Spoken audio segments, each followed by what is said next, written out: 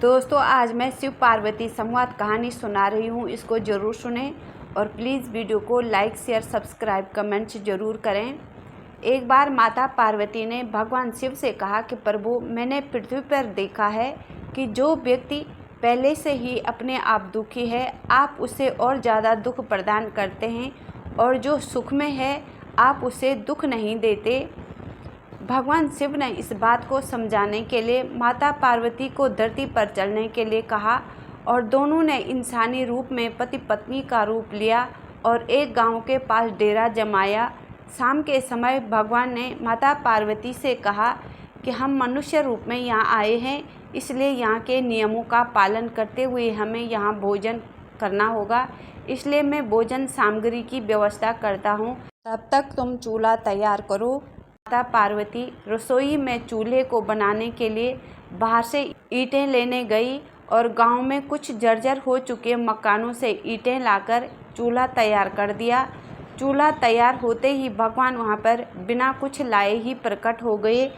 माता पार्वती ने उनसे कहा कि आप तो कुछ लेकर ही नहीं आए, भोजन कैसे बनेगा।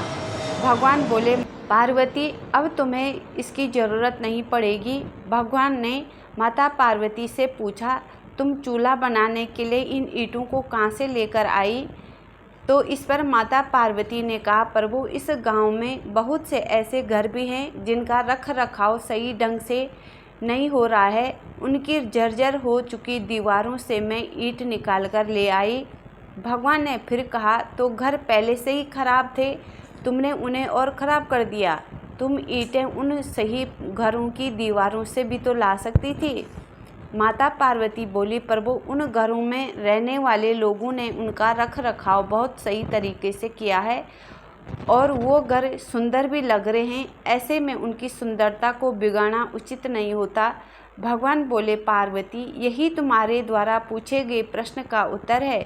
जिन लोगों ने अपने घर का रख रखाव अच्छी तरह से किया है, यानी सही कर्मों से अपने जीवन को सुंदर बना रखा है, वो लोग दुखी कैसे हो सकते हैं। मनुष्य के जीवन में जो भी सुखी है वो अपने कर्मों के द्वारा सुखी है, और जो दुखी हैं वो अपने कर्मों के द्वारा दुखी हैं। इसलिए हर एक मनुष्य को अपने जीवन में ऐसे ही कर्म करने चाहिए जिससे कि इतनी मजबूत व खूबसूरत इमारत खड़ी हो, कभी भी कोई भी उसकी एक ईंट भी निकालने न पाए।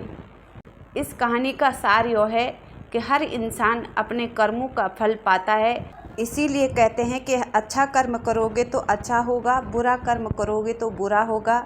हर इंसान को अच्छे कर्म करने चाहिए।